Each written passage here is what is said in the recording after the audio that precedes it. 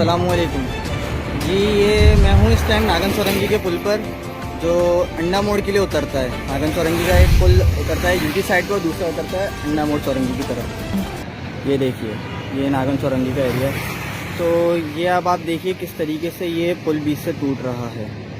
पहले तो इसकी हालत ये थी, मेरा यहाँ से रोज़ाना का गुजरना होता है, पहले इसकी हालत ये थी कि जो यहाँ पे तख्ता वगैरह लगा दिया गया था इसके ऊपर। अब तो वो भी हट गया और ये बिल्कुल नीचे जो है, अगर मैं दिखाऊं तो बिल्कुल ही नीचे से खुला हुआ है। ये देखें, इसके जॉइंट्स दिख रहे हैं, सारी चीज़ें। खुदा ना खास्ता कोई गाड़ी इसका हादसे का शिकार हो सकती है, तो यहाँ पे बराए मेहरबानी मेरी दरख्वास्त है कि जो इसको बनाया जाए, फिक्सड वाले बनाएं या कोई इसको बनाया जाए इसको।